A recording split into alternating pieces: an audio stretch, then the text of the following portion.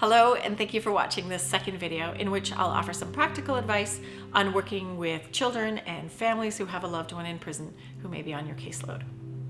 So as we've seen, researchers and the social work profession are starting to understand some of the challenges and risks faced by children who have a parent in prison. However, we still know very little about the best ways to support these kids. The best interests and rights of children are obviously at the heart of child welfare practice. However, this will mean different things for different children and families. For some, it'll mean advocating for children to have contact with an incarcerated parent, but for others it may not. However, here are two things that child welfare workers can do that will almost always be helpful. One is to materially support families who wish to maintain contact with a loved one in prison, as this contact can be very expensive. Financial or in-kind support for transportation or other elements of visiting and contact can help decrease the financial stress faced by these families, who are more likely to be living in poverty. Second is supporting the incarcerated person to parent in the most safe and positive way possible. If contact is legal, wanted, and in children's best interest, then the social worker can support the incarcerated parent by providing tools and advice around positive parenting, by seeking to arrange parenting-focused calls, letters, and visits, and by advocating for the incarcerated parent to be involved by phone in meetings with the school and the other institutions in the child's life. Remember that people in prison don't lose their parenting rights as a result of their incarceration, so they should be consulted with by their child protection worker and included in child welfare meetings by phone wherever possible.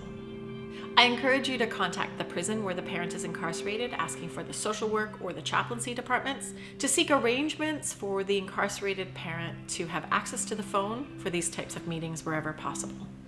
Relationships between children and their incarcerated parents obviously face a lot of barriers and challenges, both emotional and practical. However, researchers, including myself, have found that children do tend to want to have relationships with their incarcerated parent, though obviously not always. That said, developmental psychologists have found that contact between children and their incarcerated parent can be much safer and more positive for kids if the child is well prepared for the contact, if they're supported throughout the process, and if the contact is child-centered. In general, children should be given as much information as they want in developmentally appropriate terms about the contact and what will happen during a visit or other types of contact. They should be given opportunities to ask questions, opportunities to check their understandings, and opportunities to debrief after the contact. Some CISs may be wary of facilitating visits between children and their incarcerated parents, but these visits can be safe, legal, and possible. The key is to support children throughout the process, emotionally and practically, to assess thoroughly whether the visit is actually wanted by the child, and to assess whether the visit can occur without placing undue burden, particularly financial, on the child's family. Some parents may not want their child to visit an incarcerated parent because they don't feel the environment is child-friendly. However, other types of meaningful and relationship-building contact are possible. Phone calls and letters, and sometimes even video contact, may be possible. Again, preparing children for these experiences, answering their questions about them, and providing emotional support throughout the process are keys to having this type of contact be positive and safe for children. In my own research into the experiences of Canadian children of incarcerated parents, I found that some children had worries about their parents' safety in prison that was worse than reality. So giving children lots of opportunities and methods to ask questions about their parents' incarceration, to ask questions about issues that may be worrying them, can be really helpful. It's also vital to allow children room to define and change how they feel about their incarcerated parent.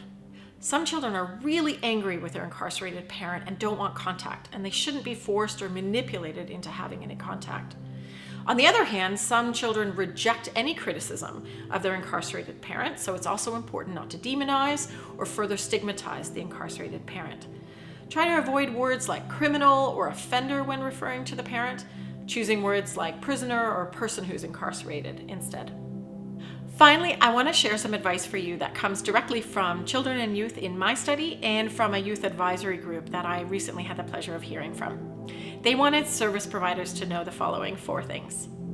First, they don't want to be sent to grief groups with kids who've experienced other kinds of loss. They find it makes no sense for them. The grief and loss that they experience is different, and different from, for example, kids who've experienced the death of a parent. Number 2, teens made it clear that they don't want service providers to pity them. Number 3, some kids wanted the opportunity to meet with other children and youth who have experienced parental incarceration. Check out my website if you want to see whether there might be groups in your area. And lastly, these children and youth wanted you to know that they are ordinary children facing an extraordinary challenge, nothing less and nothing more. For further supports and resources that may exist in your area, check out the OACAS website or my website or the accompanying webinar. And thank you so much for watching these videos.